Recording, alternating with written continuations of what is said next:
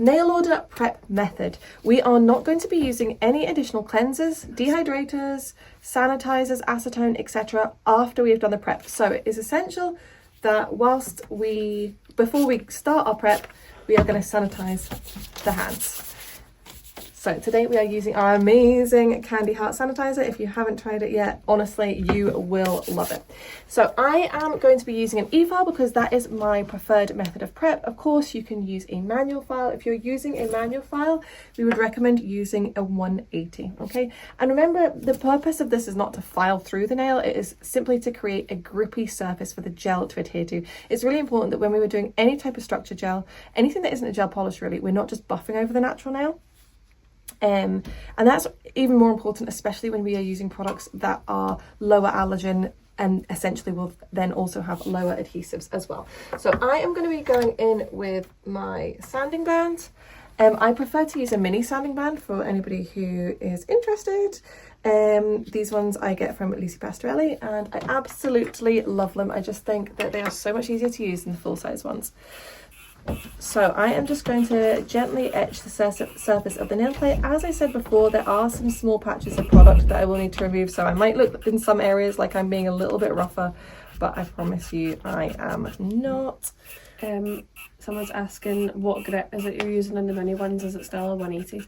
So yes, it's a 180. So Lucy Pastorelli now sells 180, 150 and 240 mini sanding bands. So something for everybody. So we only want to be going over the same area once. We don't need to be going over multiple times. Again, I'll have some small areas of product to remove, so that is the only difference. But it is just a light, gentle touch, not wanting to thin the nail at all. Jade's asking what speed are you using on your e-file? I am using a speed of 5. It might be denoted as 5,000 RPM depending on the e-file that you are using. But I am using it at 5, and with this I'm only using it in forward. However, when I come on to use my cuticle bits, my cuticle work, I will be using it in both forward and reverse.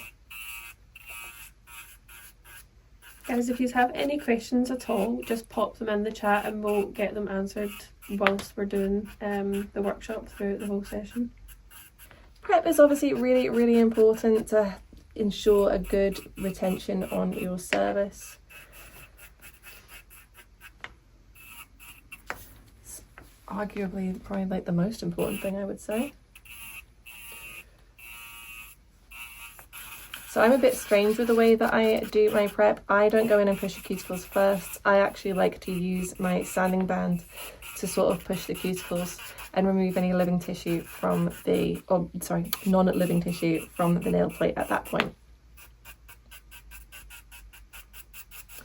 We've got some questions coming in. Excellent. So if you're using a hand file, would you use a 180 grit as well? Yes, absolutely. And do you always use the sanding band before the cuticle work? I always do. So yeah, it's obviously exactly what I was just talking about. I am unusual in that way that I like to do it. Laura, they're right there. It's just the way I've always done it because I essentially will use my sanding band to do some of my cuticle work for me. So now I'm going to go in with a flame. I'm actually using a twisted flame bit here where I'm going to start doing my cuticle work, and I'm going to use that at a speed of 10. And initially I'm going to use that in the forward motion on my e-file. If you only have a 150 grit sanding band, would you be against using that? No, absolutely not. As long as you're using it appropriately, you're not going over the same area more than once. I have used 150 sanding bands for a very long time without issue. But it's just like everything, you know, be cautious, exercise caution.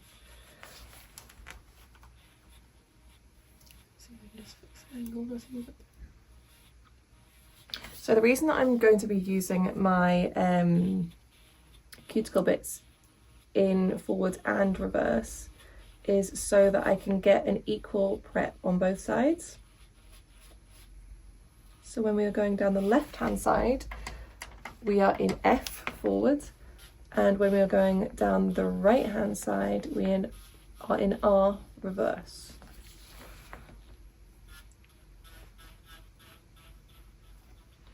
The dry prep method is probably one of the things that when people are moving to nail order, they struggle with, but please trust us on this. We have so many people in the group that will say that their retention has improved so much since they adopted a dry method of prep. Honestly, it makes such a difference. I think so often we're really quite guilty of like over dehydrating the nails and then applying gel to a nail in its non-natural state. So if it's really quite dry, we've all seen those images of nails that are like curled away from the enhancements because the nail's really dehydrated. And of course we're always encouraging our clients to oil their cuticles so that doesn't happen. But it's kind of the same if you are applying products to a really dehydrated nail. It's not in its natural state and it might be a little bit curled up. So I just think that applying gel to a nail in its most natural state is the best way for retention. So I'm just using my mini barrel squared just to sort of push some of that cuticle that I've lifted with the flame. Again, I am going down the left in forward and then I'll go back over in reverse for the right hand side. There's quite a fun question that's came up. Okay. How would you go about when a client touches something so they have oils on their nail after you've already etched them? This is a very good question. Do you know what I would do? Or what I have done in the past is sort of lightly gone back over with a nail file just to remove anything that way. I mean, you could, if it was just one nail and a one-off situation, I would say gently wipe over with acetone, but don't scrub the nail or anything like that. And then would you etch it again?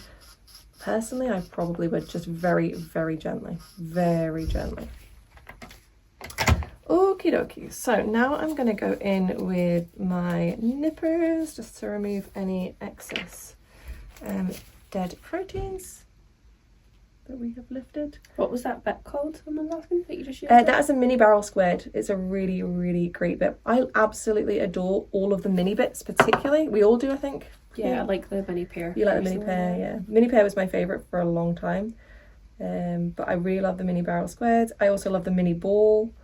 They're just so great for getting really... Rebecca says give them a slap and say sorry, no nails for you today. Yeah. You can't behave yourself. Yeah, that's one way. Give them a wee telling to.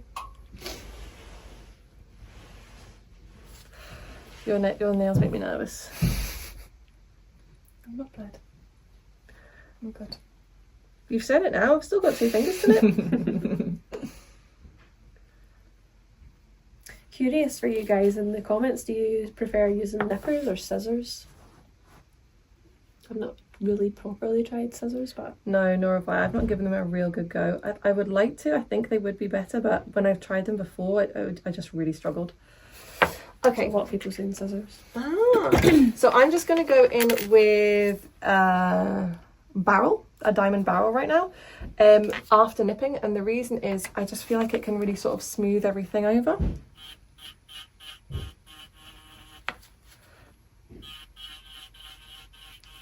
Oh, you got a wee compliment, Alex. Your model has lovely hands and nails. Thank you. She's also a really lovely person.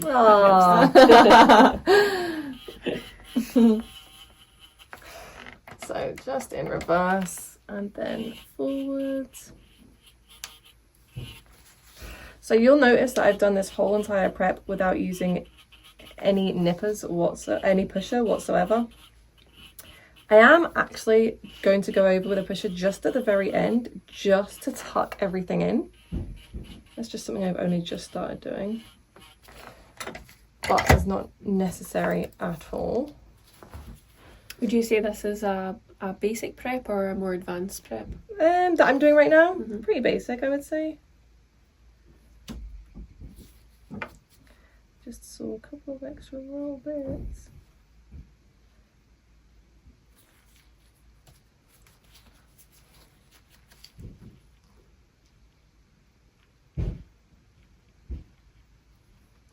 Obviously I don't want to you know, keep you guys too long in terms of prep, and everybody will have their own method of prep that they do as well, in terms of the order in which they do things, whether or not they use an e-file or a hand file, etc, etc. The main points that we're going over here in terms of nail order prep is the dry prep method and the etching of the nail plate. And I'm actually just going to quickly go in a couple of areas with my mini ball here. Quite a good question. Would you be able to do timestamps of how long on average you'd set aside for each process? So how long for prep, application, gel? I just think it's so difficult because again it's so dependent on the person. Prep, I suppose you could spend as long as you wanted to. You could spend as long or as little. Maybe like half an hour, like minimum. On prep? Yeah, minimum. Don't know. Oh, I would say half an hour maximum. Some people could do prep for like. Oh yeah, it just depends. It does very much just depend. Oh god, she's got fluff. Oh my god, we we prepped the other hand and put the base layer on so that we can kind of speed up this process for you guys, and she's bloody. I've got a fluff in my mouth. So like I said, I'm just tucking everything in. I'm not pushing any cuticles or anything at this point. I am literally just Let's see. Oh, it's there. tucking everything in. There. Oh god, that's Hunter's.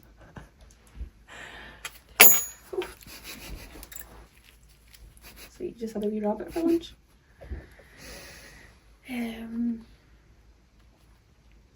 Kia says I spend more time on prep than application. There you go. It's going to be very, very, you know, dependent on the person, individual. So I'm just going to give these nails a little tidy up around the edges, and then we'll be ready to start our application. So I'm just going to give them a little tidy up. Shape's just a little bit raggedy since the removal. She also had a whole heap of things going on the last set of nails. She had some tips, some not, some hard gel, some all sorts of things.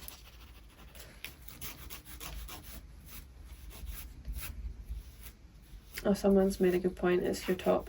You've got a top with Yeah. layers on. It's got loads of fluff on it. I'm trying to keep it away from it. If I see that hand and it's covered in fluff, I'm going to be mad. It's all in my mouth.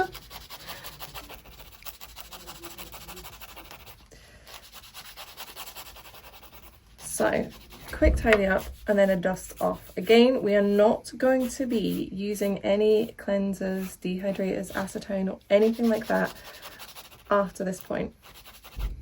We shouldn't have to, because if we're thinking about it in terms of a hygienic point of view, we sanitize the hands at the beginning of the treatment. Obviously Alex had a removal, so her hands were in acetone, and a lot of people message us and say, oh, but if you're doing removal beforehand, is that okay? The answer is yes, because the time that has passed when the removal has finished through your prep means that the body will have naturally rehydrated your nails to a more natural state, sort of less curled up, because the body will rehydrate your nails. So you don't need to worry about that. That is absolutely fine. I'm just going to move this camera over to record because I am cautious that that one might not be screen recording everything that needs to be screen recorded. Does that make sense? So yeah, from a hygienic point of view, we sanitized the hands before we got started, and then we've also removed essentially the shine on the top layer of the nail, so any sort of bacteria that would have been present would have been removed by now.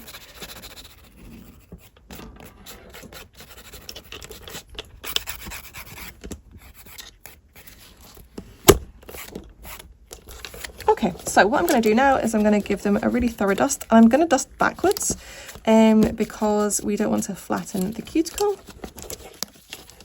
that we have lifted. Just a nice thorough dust. Excellent. Okay, so I am just going to get rid of this mani mat here. So I have a nice dust-free one below it. Someone wants to know what cuticle pusher it is that you use. So all of my tools and bits that I use today are Lucy Pastorelli. We absolutely love her for her things, really unbelievably high quality. I believe these are now the only nippers and tools and stuff that are made in the UK, so that's quite unique, but they're very, very good quality and we love them. And if you use code NAILORDER, you'll get 5% off. Yay. Okay, so there we are. We are ready to go. I will just show you guys. ready to go. As we said, poor Alex's nails are not in the best condition, but here we are. Okay, so no more cleansers, no dehydrators, no acetone, no sanitizer, no nothing. We are instead going straight in with our primer.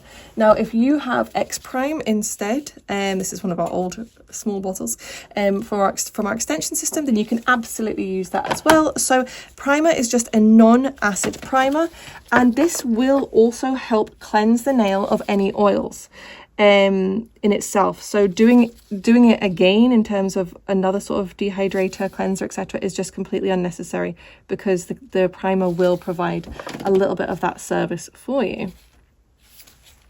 Kira says that she uses CGP prep spray to clean off dust. Would you recommend to avoid this? Absolutely, yes, I would recommend to avoid it. For your orders? Yeah, for our products. When we are like talking to somebody about retention issues, there are certain things that we are looking out for, and the main things that we are looking out for is somebody using a buffer, not a nail file on the nail, somebody using a spray, a cleanser, a dehydrator, acetone, etc. after prep, and if we've gone through everything else, then we'll talk about lamp and stuff like that, won't we? But I would say those are the two main things that we're initially looking out for, isn't it? Yeah. Okay, so the colour we're going to use today is going to be Peace, which is my absolute favourite, and we're using it in a pot. So you might or you might not know that we have our builder gels available in both a pot and a bottle. It's exactly the same product inside, but we just believe that pots is really how builder gels should have been, and no matter what brand you use, with the best will in the world, even if you tip it up and empty it out, the product's so sticky that you're still going to have a lot of wastage and a lot of product left inside the bottle, which is why we brought it out in a pot. The pot sells so much more than the bottle, because quite honestly it's much better value for money as well. You can get every last bit out, and I just think it's so much nicer to apply, wouldn't you say? But we do have both options. So just before you move on, can I just ask you some of the questions? So is your primer unique to that? Could you use an Après primer, for example, and have the same results? I mean, you could. I wouldn't know. I wouldn't be able to comment because I haven't tried that primer, but potentially you could, yes. And if you have stubborn dust around the folds that the brush doesn't clean, what do you use? I would use a scraper. Maybe a microfiber or something, maybe? Yeah, you could use a microfiber, or I would use this probably to either a cuticle knife or a scraper, just to sort of loosen it and then dust it. That's what I would do. Because here's the thing, I see so many people just like adding so much liquid, right? Cleanser, and they think that that's getting rid of it. It's not getting rid of it. It's actually just masking it. Because you'll notice that when it's making it wet. It's not. It's gone. It's just wet. So.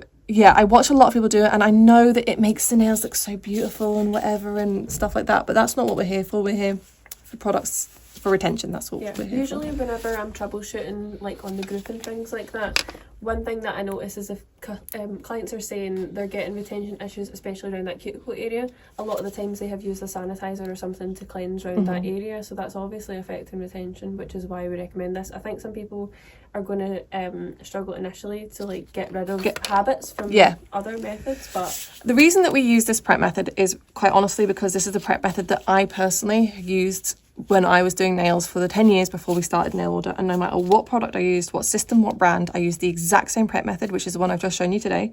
And we always had a joke in the salon, which is that Becca's Nails last. I always had the best retention. It's not being big-headed, it was a fact.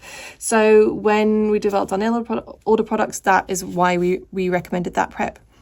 Since then, we have ourselves sampled other products because we know so many people are like, oh, but I really just want to use a liquid. We've tried other things and the retention just hasn't been as good, has it? No, we've tried something that other people say they use successfully with our system, but then when we tried it ourselves, it was causing retention issues. So we're only really able to recommend what we know works 100% all the time. Not every now and then. Yeah, exactly. People are requesting our opinion on prep powder. I would say the same thing. Again, I've not used it, and I mean, arguably, people are talking about concerns about having dust in the proximal nail fold, and you're just introducing a dust. There is some question marks over what they're made of as well. Talc as well. Yeah, I don't know enough about it to really comment, but I feel like I watch it and it seems like an incredibly unnecessary step to me. Also, I watch these people add in a liquid and then add the powder, and I'm like, why are we doing this? I don't know, it feels unnecessary to me.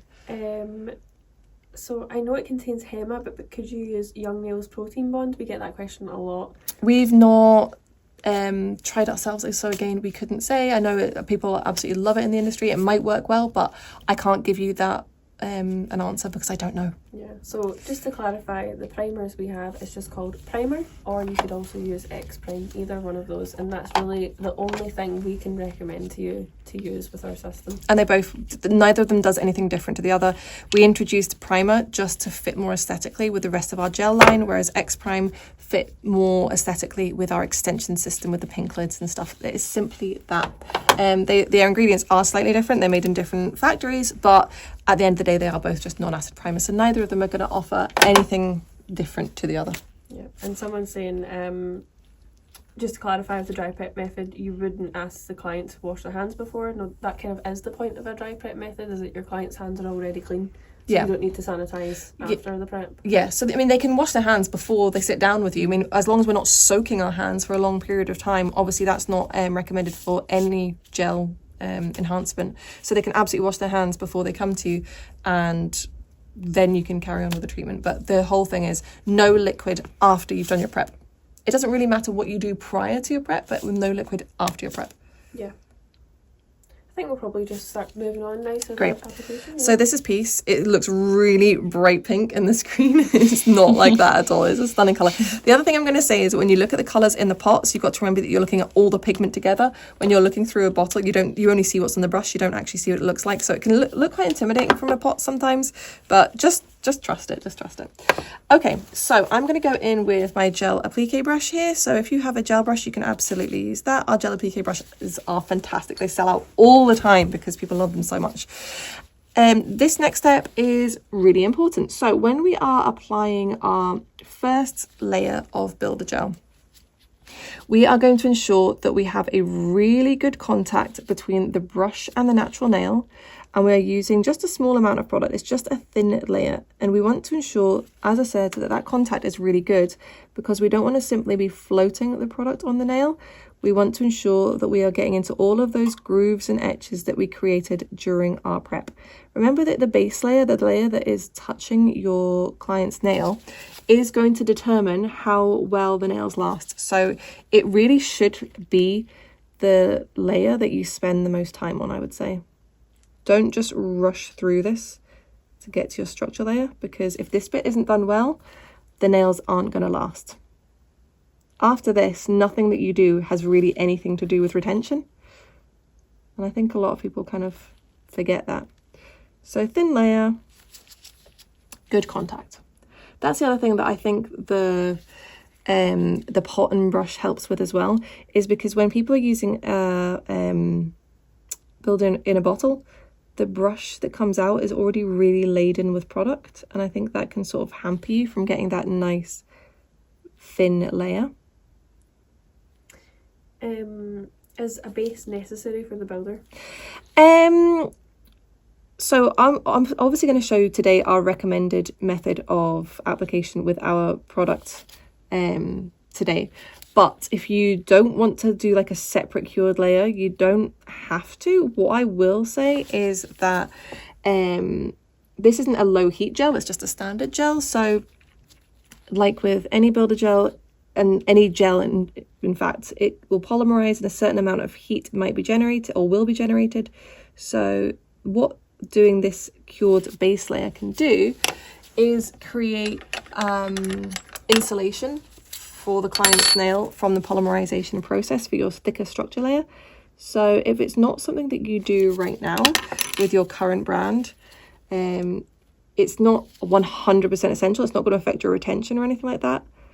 I just think from a comfort point of view for the client, it's a bit better. Would you agree?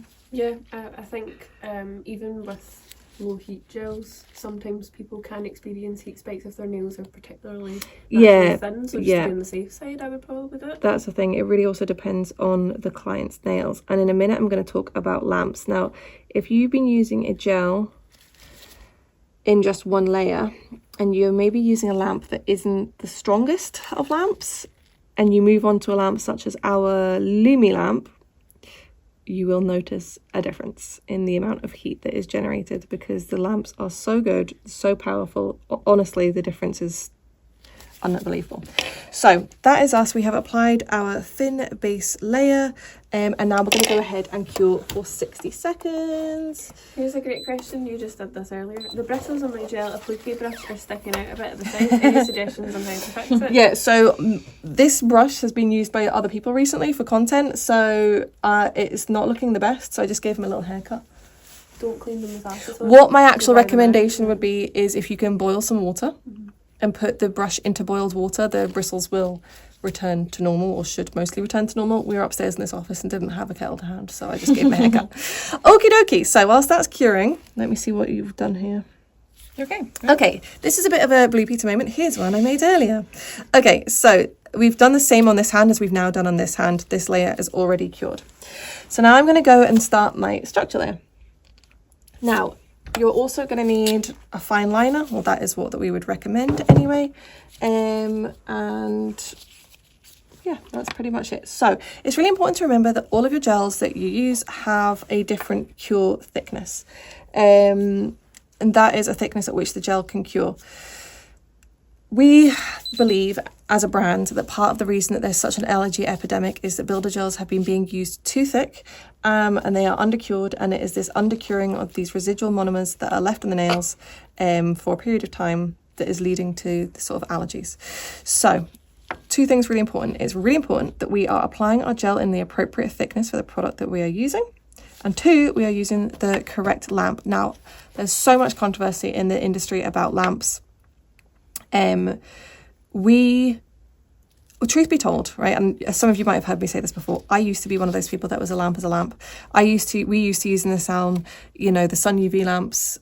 Granted, we did replace them probably every 3 months really regularly, because the girls didn't look after them. They got really grotty and I hated the way they looked when they were like messy looking. So we replaced them all the time and we really didn't have any issues. But in saying that, we were not applying Builder Gel Thick at all, and we were never using it for extensions, as in a gel extension.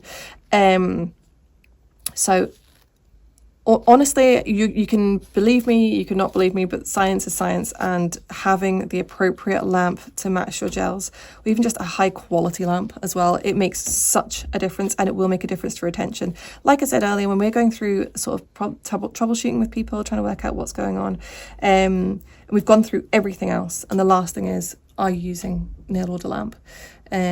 And we've had, again, on our Facebook group, you guys, if you're not on it already, go and check it out. It's Nail Order Tips and Advice. You will see so many people on there just independently saying how much their retention improved when they moved over to the nail order lamp. So just something to bear in mind. I know it's an expensive investment, but if you think about it, with one of these sort of cheaper lamps that's maybe £40, but you're replacing it 2 or 3 times a year, with a lamp like this, you should be getting sort of up to about 2 years usage out of it. We would certainly say no more than 2 years, because the bulbs themselves have a life expectancy as well. So just something to bear in mind. Would you mind going over some questions that are coming through before we move Sure. on? So the brush, what brushes are you recommending to apply this? So I'm recommending our brushes. Of course, I'm going to recommend our brushes, but the quality, honestly, is so good. Our brushes are handmade in Germany, and they're just so great. What I particularly love about the gel applique brush is it really grabs the natural nail when you use it. They are, whilst they're synthetic hairs, they're not the sort of black, I'm looking for one to see if there's one around here, those, the sort of shiny black nylon hairs, which I really feel like don't grab the natural nail and the gel almost slides off of. These aren't like that. They are really, really good quality. So the gel applique, and they come with lids as well, guys. A lot of people miss it, because when they get sent to them, they're sent like, I actually did it myself the other day, right? And I was like, where's the lid for this brush? It was on the end. So when they get sent like that. This one's obviously quite old, so it's a bit loose. The lid is on the end, so they do have a lid to protect them. And the detail brush as well, you could use. Yeah, you can absolutely use the detail brush. The larger detail brush I tend to prefer for a gel application, but I like a gel brush that is this shape. It's rounded, but it's not really round. Does that make sense? Yep. And it's a bit shorter. The lamp, is it acetone resistant? It is, yes, it is acetone resistant. I mean, I wouldn't go around cleaning it with acetone personally, but yeah, I mean, you can see how well used this lamp is. Acetone, it is acetone resistant. Can you use FlexiGel as a base for clients with somewhat more flexible nails but want the strength of a builder / hard gel? We haven't tried it, but we might have Yeah, we might have a product coming that we could potentially recommend for that purpose. The builder in the pot, does it need to be mixed before you use it? This is what mine looks like right now. Sometimes you'll notice a little bit of separation. So you do have to kind of bear that in mind. When you are using just to make for visual people, when you are using a bottle with a brush, right? It is, you're moving it around, so it is getting a sort of level of mixing, and your motion of pushing the brush in and out, making love to the bottle, as we like to say, will mix the gel naturally. So sometimes, if you've not used it in a wee while, I mean, this one, to be fair, was sitting on a shelf for a really long time downstairs. You'll notice, I don't know if you guys can see down there, tiny little bit of separation, just a tiniest bit, but they don't usually need like a really thorough mix or anything like that. I wouldn't say, no. How long are you queuing this for? 60 seconds, or you can use 90-second low heat mode. And how do you recommend cleaning your gel brush after you've used I recommend using a lint-free wipe and one of our sanitizers. Our sanitizers are 70% IPA, so you can of course just use IPA, but I would just rub it down with that and then put the lid on. That's my personal preference. And the pot and the bottle, are they the same thing? They're exactly the same product. So like I said earlier, exactly the same product in the bottle to the pot. It's just that this is much better value for money, easier to use. We sell a lot more pots than we do bottles now. Okay, I'll let you get on. Okay, so we have got our base layer on. Our base layer is cured. So I'm now going to apply a slip layer. Again, whether or not, could you bring me my Stanley over, please? Mm-hmm. Whether or not you use a slip layer is entirely up to you.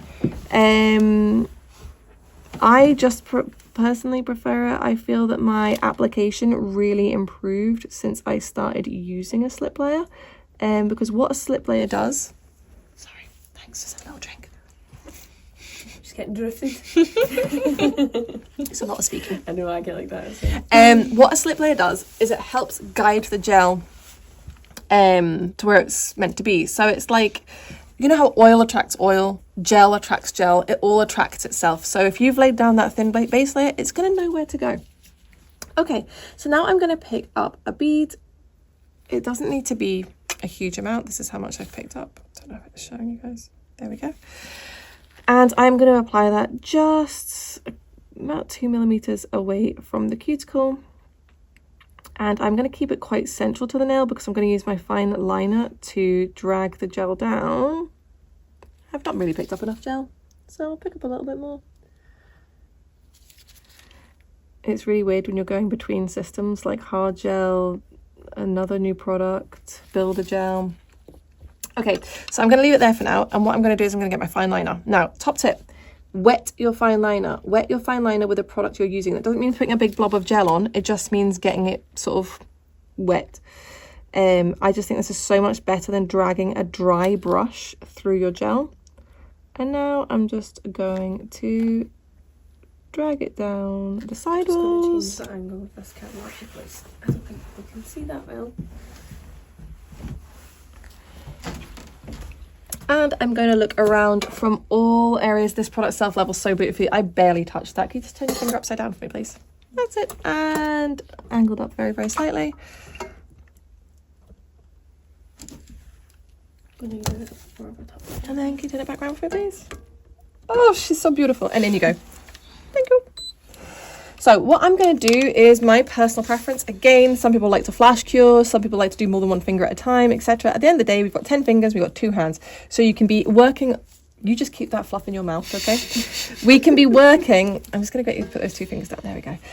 We can be working on one finger while another one is curing. So I just prefer to be working on the same finger on the other hand while one is curing. So again, I'm going to go in with my slip layer. You don't need to be precious with your slip layer. I'm going to pick up some gel. I'm going to place it down just a couple of mils from the cuticle. We don't want a big bulky cuticle area. And then I'm going to guide it down. You can just see this. It's such a beautiful gel to work with. This is why I love Peace so much. Just everything about it is just so perfect. So I don't like to drag it all the way to the free edge because, again, we don't want a chunky free edge. So I'm just going to let it I'm going to drag it down a little bit.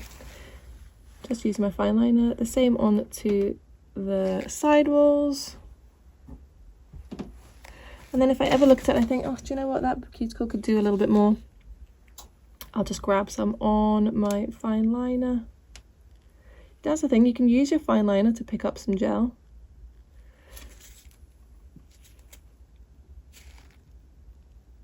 Upside down for me, please.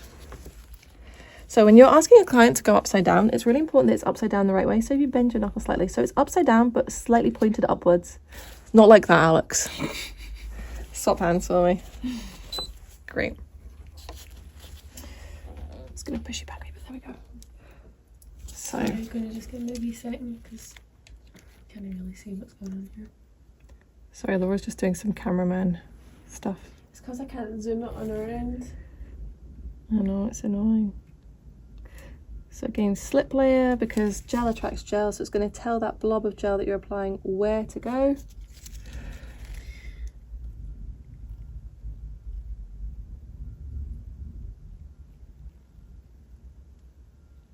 And then I'm just going to guide it down. Now, something that I do with my gel, which is quite different to some other sort of application methods, is generally I didn't pick up enough again.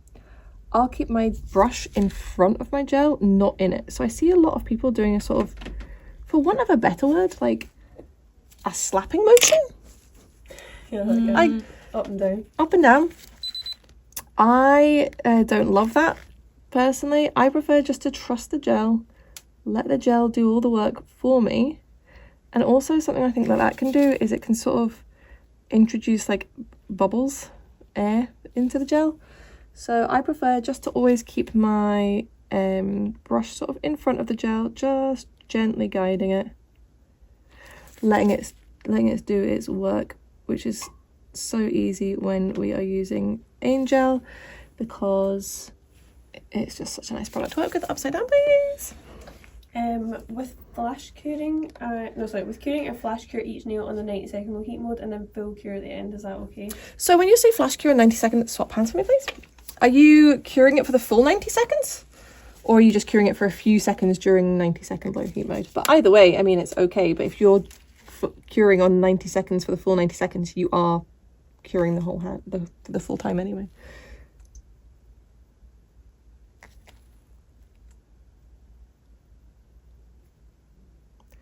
So for any of you who are particularly new to our Angel, you might notice on the website that we have a description for 2 different formulas. So we brought out our Angel it's only really just over a year ago, not that long ago at all. And we knew we were going to have to get rid of the TPO. I mean, we don't have to, but if we wanted to continue to sell it to Europe, we would have to. So we decided that whilst we were making some changes to the formula anyway, we might as well take on some customer feedback. So things that I just felt that people would really appreciate if we changed or improved was things like the viscosity. I feel like there's a lot of talk in the industry about HEMA-free gels being like a little bit thinner than HEMA gels. Now, one doesn't have anything to do with the other. Whether or not something has HEMA in it has absolutely nothing to do with the viscosity. So I knew that was something that we could change. She says not a few seconds. A few seconds, yeah, I don't see it being a problem. And the other thing was self-leveling. That was just a thing as well that a few people were saying could have been improved with the original formula. Upside down, please, Alex. So we took the time whilst we were taking the TPO out anyway, just to make some changes. In we go. So yes, if you want new formula, every listing that is new formula states it in the description, and it also has, thank you for this, Alex. Oh. So that might be something that's a wee bit complicated for people rebranding, is understanding the difference between old formula and new formula. Yeah. The builder gel, maybe go through that. I would recommend that if you are new, just go straight to new formula. Everything is coming through in new formula now anyway, so obviously eventually everything is going to be new formula. Every new order we place is in the new formula. So like I was saying, if you go onto the website, there is a section called all new formula under the gel sort of header. So you can check that out. But everything that is new formula states at the top of the description that it is new formula. And they've got wee badges on them as well. I don't know if you went over it as well, but maybe like the unique selling points of Angel? Yeah, so what is so great about Angel? Well, look at it, absolutely everything is beautiful. So Angel is made in the UK, it is HEMA free, it self-levels absolutely beautifully, we have it available in a range of colours, it's a soak-off product. Yeah, anything I'm missing there, Laura? Self-leveling properties, did you say that? Yeah, I think I did. Honestly, this self-leveling is just unbelievable. I think maybe that's like the most impressive part to me is the self-leveling, because as someone that's not particularly amazing at builder gel, like, Same. I find it very easy to use. Same. Very beginner friendly, I would say, in comparison to like hard gel. Yeah, I would agree. I'm not the best gel applicator in the whole world, so it just makes life so much easier, doesn't it? Just noticed some questions I've missed. Yeah. Would you usually use an armrest when doing nails? Me personally, no, I never have. Yeah, I never have personally. It might make life easier, but I'm not here for making my life easier. Upside down, please, Alex. Why? Thanks. When it could be more. Like, yeah, little challenge. So back, that please. new formula, when is that due? Is the bottle new formula yet? No. It's so hard to keep track of things. Like I think the pot was new formula, and then I think it sold out. So I'm actually expecting that. I'm hoping that should be in this week.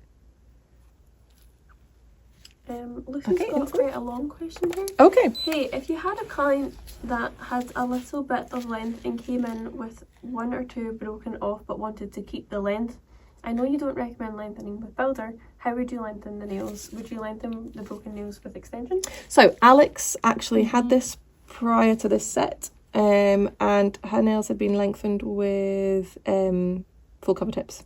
Yes.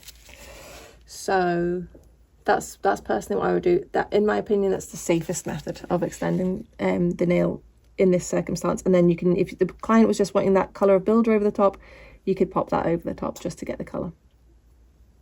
Because for anyone that doesn't know, that's looking to rebrand, we don't recommend doing extensions with builder gel. Yeah. Angel builder gel. That's just something that we believe in general, that builder gels should never have been used to create length. Yeah, like a soft gel. A soft gel, yeah. Because some brands might have builder gel, but it's actually a hard gel. Yeah. Which would, So which would any, be fine. when we say a soft gel, what we're talking about is any product that soaks off. Any product that soaks off shouldn't be used to create an extension. Other than acrylic. Compliments on the colour. Oh, isn't One it of the beautiful? most best-selling colours right now, isn't it? It's Peace? my absolute favourite. It's like a perfect French pink, isn't it? I don't think there's anybody that it doesn't suit. No, I love it. So, yeah, it's like a nice universal pink that looks good on everyone. Lots of comments of people saying they're excited to try, and make sure you stick around to the end, guys, because there might be a wee surprise. Don't know how many people are in the chat. Upside down, please. Can the temperature of the room affect gel, and what's recommended if it's too hot or cold? Yes, absolutely, it can. Swap for me. So as nail technicians, we are plagued by seasons. You know, different seasons bring different challenges. So in the summer, what you tend to have is you've got runnier gels, which are really hard to work with, and you can chase them around the nail, making sure they're not going under the sidewall. You can have more heat spikes just because the gels are at a higher starting temperature. Then in the winter, you've got the opposite, where the gels are really cold and they're quite difficult to work with. So there's lots of things that you can do. Obviously, ideally just try and work from an ambient temperature, but here in the UK, where we don't have like air conditioning, it's that can be really, really difficult, and you can get big fluctuations. And people are trying like warm gels, like I see people sort of putting them in their armpits, between their legs, down their bra, etc. So you can do all of those things. We also do sell something called a Thermo Pro, which is a device that will sort of get your gels to the optimal temperature. So an optimal temperature for a gel is 20 degrees centigrade. So that's pretty much room temperature. Any warmer than that, it can become difficult. Any cooler than that, it can become difficult. So the Thermo Pro will help you either cool or warm your gels, depending on what you need. Peace. This person's Peace Angel goes a peach colour after curing. Is that normal? That is normal, especially when we are talking about products that are free of TPO and have TPOL in them. So for those of you that don't know, I can give you a longer, sort of more in-depth description if you go and read the blog on our nail knowledge section all about TPO. So a lot of you will have heard about the TPO ban that's coming in Europe in September this year. There is no current date for the UK, but it is assumed that the UK will follow shortly after, probably next year. So TPO is, or was, the most commonly used photo initiator in gel products, and the reason for that, upside down for me please Alex, is that quite honestly it was just the most efficient. It was the most efficient in terms of it wasn't as yellowing as other photo initiators. Swap for me. The speed at which it cures, the efficiency at which it cures, and its inhibition with or to oxygen. So with that being removed, it's said that there is no direct replacement for TPO in terms of efficiency. There are other photo initiators available, but all of them don't work quite as well for a variety of reasons. Now, TPO is really excellent at curing gel, but two things to note and things that you will notice as the brands that you are using, because all UK brands are following suit with European brands, because a lot of UK brands sell to Europe. Two things that you will notice as your gels start to change and become TPO free is that one, yellowing might become a problem, or slight discoloration, especially when it comes to pinks, and two, you might be more prone to heat spikes because TPOL tends to polymerize a lot faster. So just something to note no matter what brand you use, because as I said, just turn that upside down for me please. Great. I'm just trying to get a bubble. It's got one little bubble now. Yeah, because most brands are going to be moving away, turn over for me please, away from TPO and probably to TPOL, because it was the next best thing. So in regards to your question, yes, it is normal for a slight, for it to come out of the lamp slightly less pink, but it should return to its normal colour within a short period of time afterwards.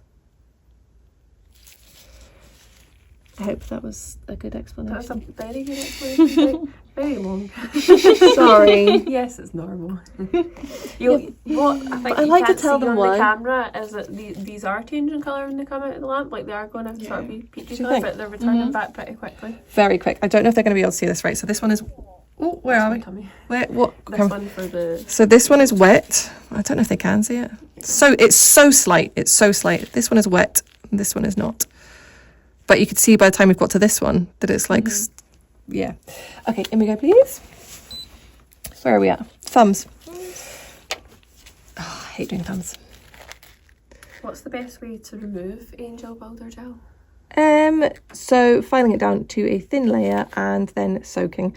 Honestly, my personal preference for removing any gels is pretty much filing them off and then leaving a very small amount of gel on.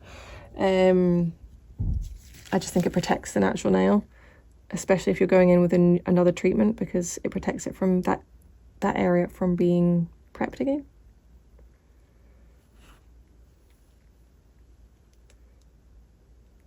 Oh my goodness. I haven't had breakfast. My tummy's just going crazy now.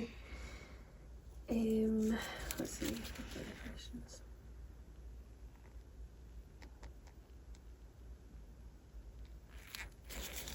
Any questions, guys? Just feel free to fire them through. That's what this is for. Just to be chat back and forth about the products, so that you guys know exactly what you're doing when you're going to rebrand. There's a lot to think about, and you know, every brand has different products and different application and prep methods and stuff, so we know it can be very daunting. The thing with Angel is that when we brought it out, we wanted it to be as simple to use as, you know, products that did contain HEMA or, you know, other allergens. Lorna is asking, would you remove and redo Angel at each appointment or infill? I would infill. The thing is with infills that I think so often they're not done right. The thing with an infill is you want to be taking away about 80% of the product each time, so you're just filing it down to a very, very thin layer that, as I said just a minute ago, is essentially just protecting that area of nail from having to be prepped again. Are we going to be doing a masterclass for the full cover tips? I think we probably should. I think we should do one on everything. What do you think? Yeah. Upside down for me? Obviously this isn't like the best production and stuff, but the purpose isn't to train you guys, it's more of a rebrand. So if you're like converting over from another system, it's just giving you all the advice that you need. If you really want to learn in depth, then definitely have a look at our courses, our accredited courses.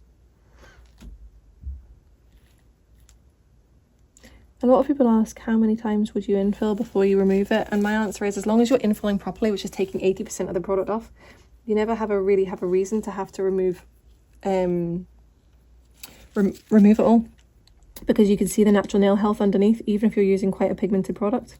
Yep. Because if you think about that first initial base layer that you do, it is so thin that it's basically clear. You can't even see a lot of the pigment on it. No. So you're wanting to take it right back down to that, really, for removing. That's it, and removing any lifted areas, etc. So as long as you're doing your infill properly like that, I don't think there's really any limit to how many times you can infill. You did this, but you didn't quite explain what you were doing, so could you tell people how you get rid of any little air bubbles? Well, it was just one air bubble on that other hand. I would use IPA on your fine liner, and then just pop it in the bubble and it'll just go boop.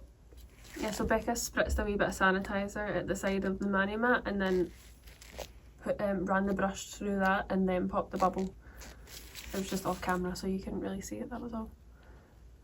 But you'll find with the pot formula, you get much less air bubbles because there's not that neck of the bottle that's going in and out with the lid introducing air into the product. So our initial brushes that we started our gels with, we absolutely love that. There's such a joy to apply gel with. However, they are quite fluffy, and we were finding that some people they were introducing quite a lot of air into the bottles, or they were just the method of which they were using to apply the gel was introducing quite a lot of air, just because of the fluffiness of the brush.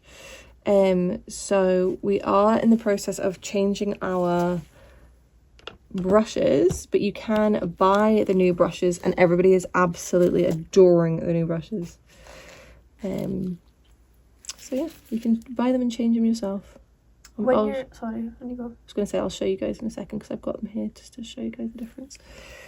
When you're infilling, would you only apply primer to the exposed nail or all over? I mean, either or. There's no wrong answer with it, to be honest with you. Upside down for me.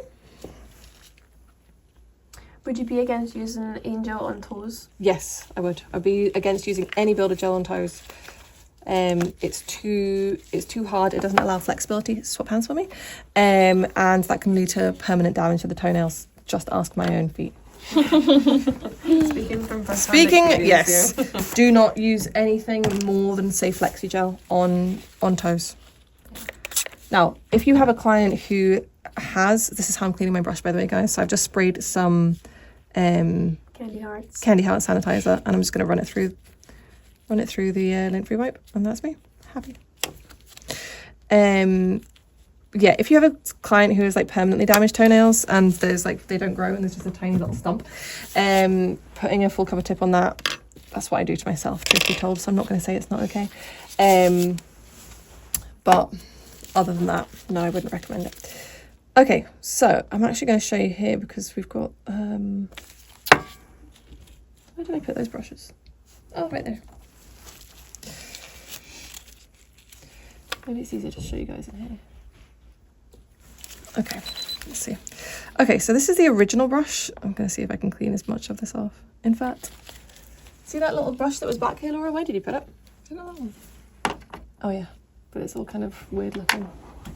Doesn't look right. In fact, hang on, Ultimate Gel might have it. Because it's clear. Yeah, it does. Perfect. Okay, so this is the original brush. And it was really beautiful for painting up to the cuticle because it's round, like it's flat. Do you see what I mean? But it's rounded. So it's not like big and fat and whatever, but it's rounded. It's beautiful to paint with. However, it is quite fluffy. So what we've got now is essentially the same shape, but it's got a much finer profile. this has got bits of glitter in it because somebody's contaminated my top coat. It's excellent.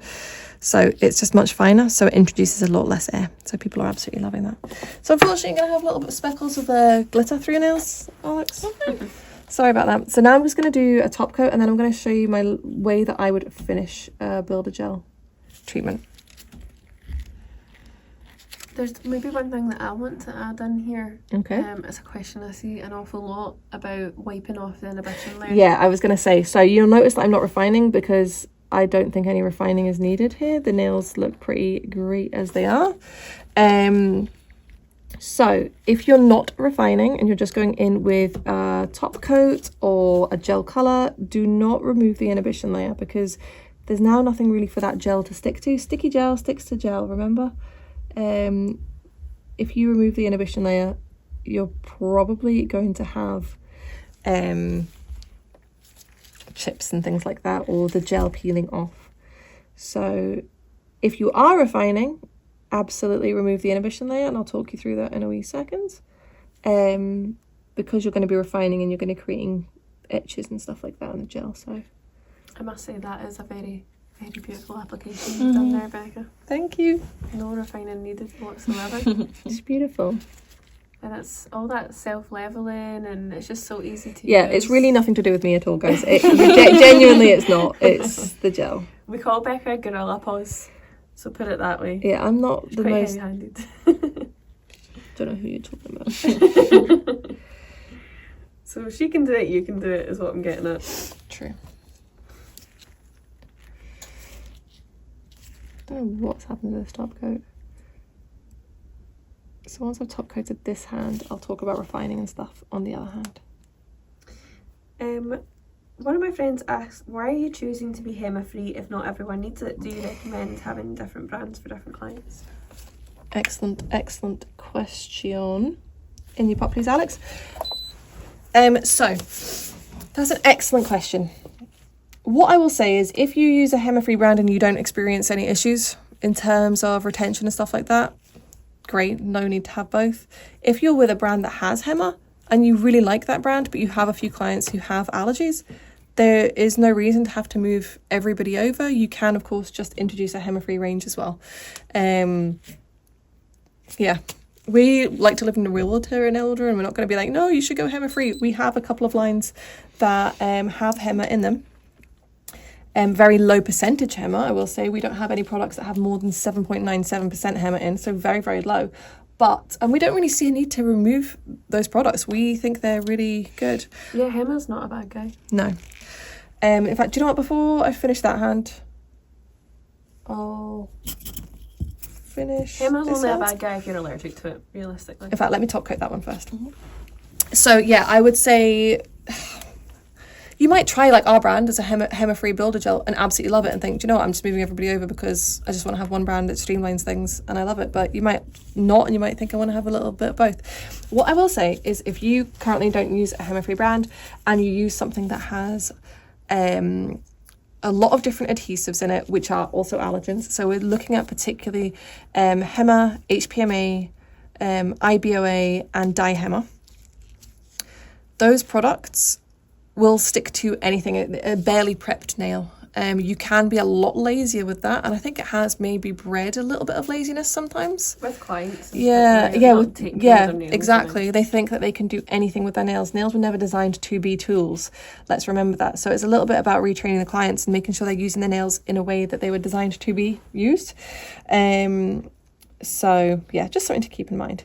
So if we were going to refine this, what I would do is I would take my lint-free wipe, I would take my sanitizer, I would spray it on, and then I would rub it on to remove the inhibition layer. I would then go in with either my buffer or a nail file. You could use a 240 or a 180, just depending. If there was quite a lot of refining needed, I would use a 180, very gently though. If it was just like a little bit, especially around the edges and the free edge, I would use a 240. Because you've done refining and you've essentially scratched up, etched up the surface, you can then just go in with your top coat or your gel polish. But if you remove the inhibition layer, you must refine. That's essentially the rules. We're seeing this strange thing right now where a lot of people are talking about removing inhibition layers of sort of gel polish before they apply top coat. We're kind of unsure where this has come from and why people are doing it. Well, people are getting trained that way. That's why. I'm confused as to why. I don't know either. I'm not too sure. Or maybe it's confusion because obviously if you're training and you're learning how to do an infill, you have to wipe and then buff. But maybe people are confused about the fact that that only applies to if you need to refine. Yeah. And applying that same logic to like a different thing. You know Like a gel polish. Like, I can see where you could get confused as a beginner. So I think there needs to be a wee bit more education our end to clear that up. Are you okay with me reading out some questions? Yeah. There's quite a few of them coming Yeah, in. on you go. Okay. Right, so with an infill, do you do a thin layer still first and cure before a slip layer and build? Truth be told, I've done it both ways. I've done it both ways, and either way is absolutely fine. So whatever works for you, Yeah. really, then, isn't it? Yeah. Will you be changing the bottle brushes over to the new ones that you were trialling? We will be. As you can imagine, that takes time because we order a lot of bottle stock to cover a lot of different orders. So it will take time, but yes, we will be doing that. Someone's asked, how do you change the brushes? Very simply, I'll actually show you one live right now. There is a wee video as well on the product listing on the website. Can you go, that please, shows how Alex? to do it. Yeah, it's so easy. Okay, so what I'm going to do now is, remember this has had top coat and it is cured. I am now going to do a finish file. I'm really not enjoying this 240 file here, but we'll go with it. Okay, now, when I'm finished filing, I've already done the top coat. I'm not obviously going over the top because it'll create scratches. What I'm doing is I'm just slightly refining my shape at the end, and it's very slight. I'm using a 240, I'm being very, very gentle. But more to the point, can you see the angle of my nail file? It's angled underneath the gel. So what this does is this will help tuck the natural nail behind the gel. Sometimes you can get the gel can shrink. Our gel isn't guilty of shrinking, but it's just a thing I've got into a habit of, and I think it creates a much nicer finish. But sometimes gels can shrink as they cure, and this can mean that you're at risk of your natural nail sort of peeking out very slightly, even maybe it's such a small amount that it's not visible to the naked eye, peeking out from the gel. What we want to do to ensure that we're not getting any sort of lifting from the free edge or anything like that is we want to tuck that natural nail back behind the gel. So that's why I'm doing it at this angle, because at this angle I'm really only filing the back end, I'm not filing the front, and it's really just filing the natural nail, not particularly the gel. I find it easy to explain it kind of like a violin motion, like as if you're playing the violin. It's like under that way rather than like straight across. Yeah, so we're not like this, guys. We are like this. Okay, I don't know if that came across but on the camera, but yeah, we are always underneath the nail filing, not at a sort of right angle. And does that apply to square nails as well? Oh, I would say it applies to... it depends on how square you're making them. I would do both with square nails, right? So say you're making a really sharp square, I would finish file by going in at 90-degree angle, but then see at just at the very last minute, I would angle it under just to make sure again we're just tucking that nail behind.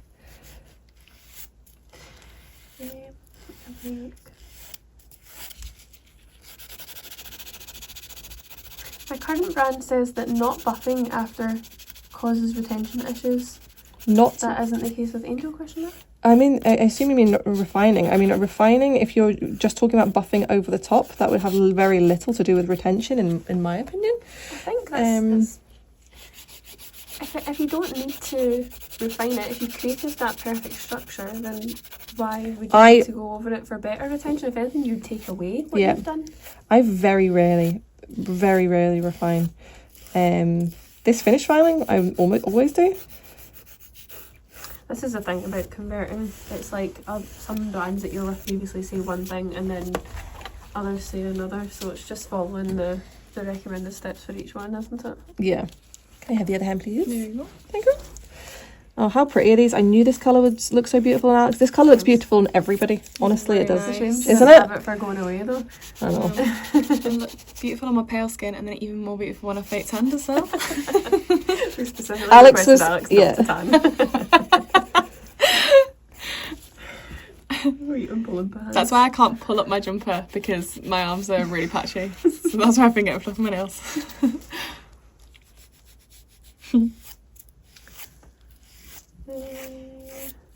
I sometimes find if I don't remove the inhibition layer, I get the top coat separating. Is that with nail order or with a different brand?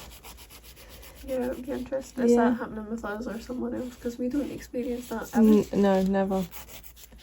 That can be indicative of a top coat not being compatible with the gel. Mm-hmm. Yeah, that's true. Or if there's like residual oil or something Mhm. left on the nail before you top coat, that could happen as well.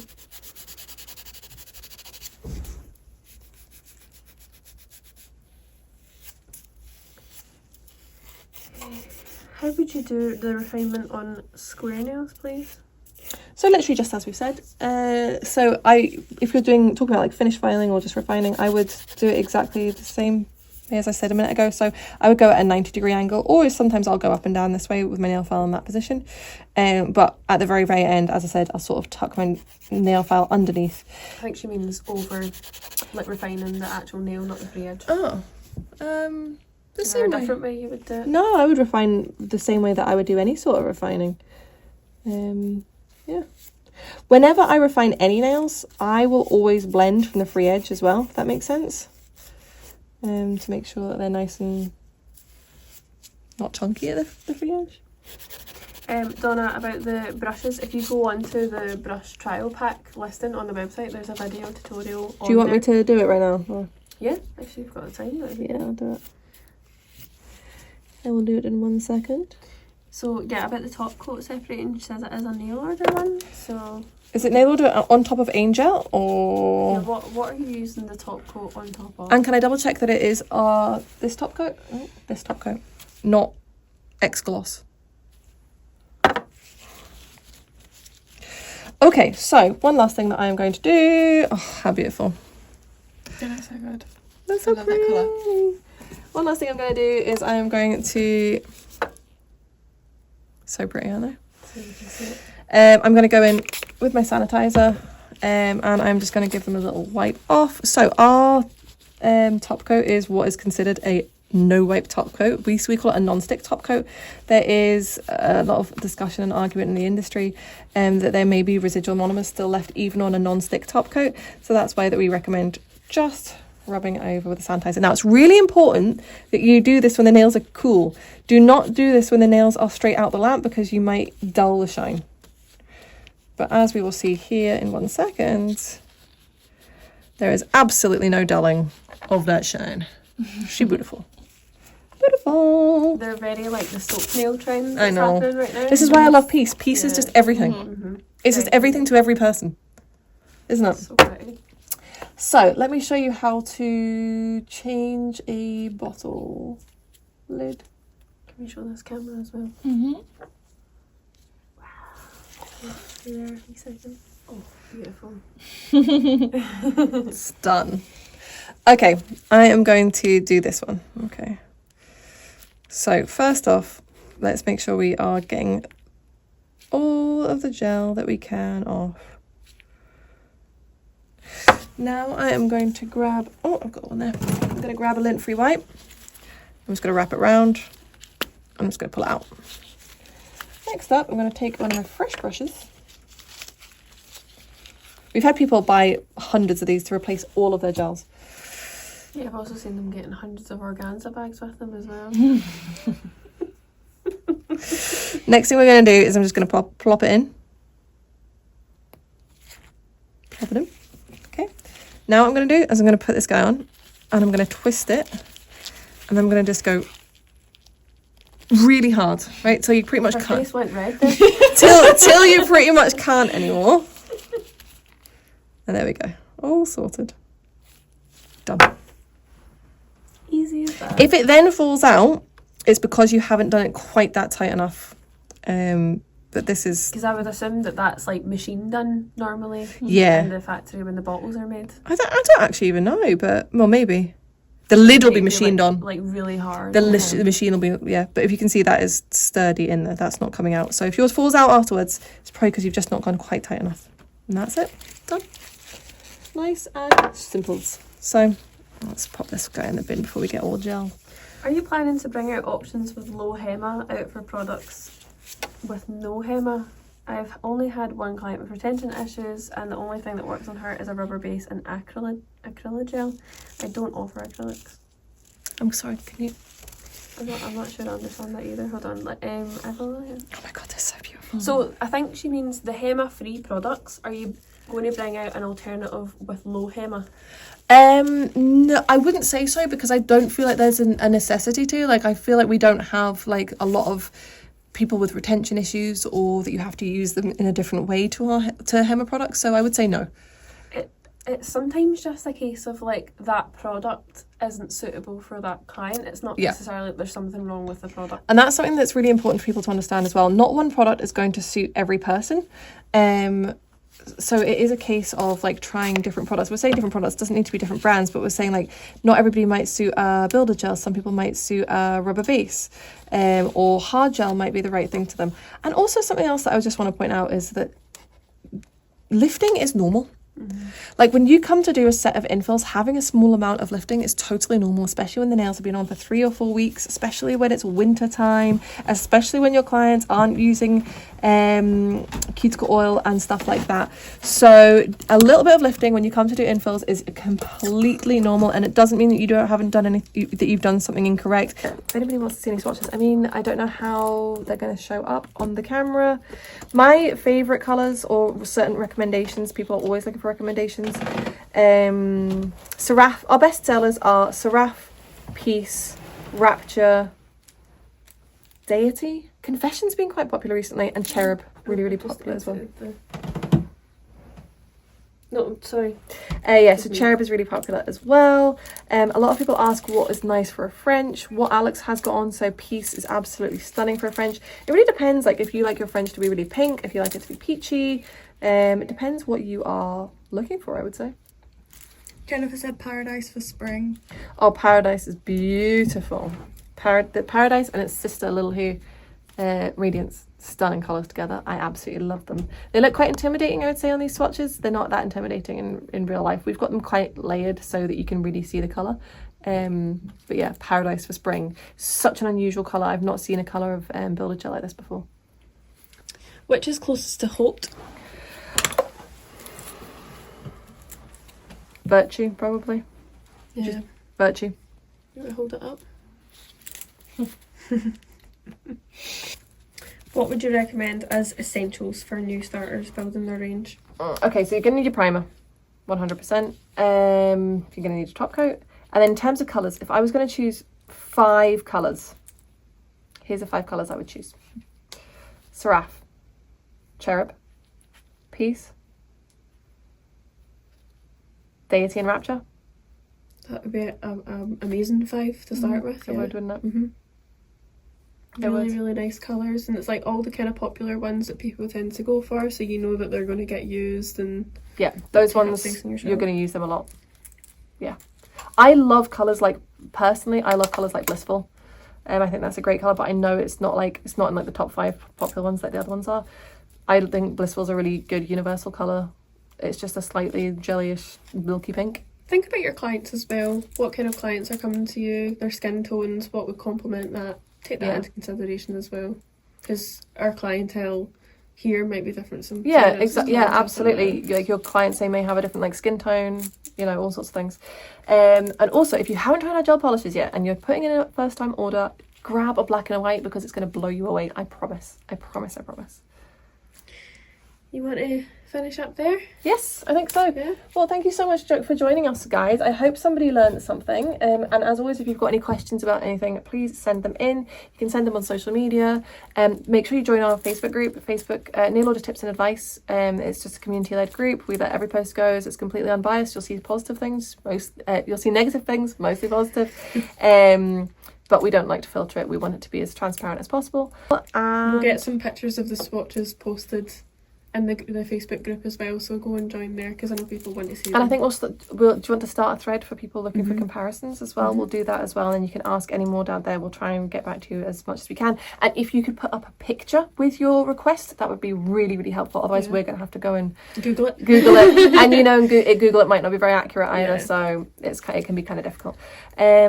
What rebrand class do the people want to see next? Is Yeah. my opinion. Should we do another one? Yeah, I think we should. Because we were talking about this, we're like, we'll do the Builder Gel one first because we think that's probably the most important one, or the one that people would like to see the most.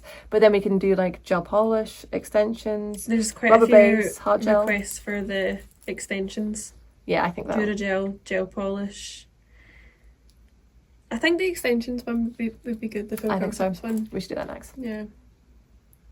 So, if you haven't already invested in the Nail Order full cover tip system, then you're probably going to want to join on the next rebrand workshop, whenever that may be. And we'll maybe try and get the Zoom working properly at the start. Or we'll just use a completely different way of doing it. Yeah, we'll figure something out. We will. Thanks for being with us, guys. Yeah.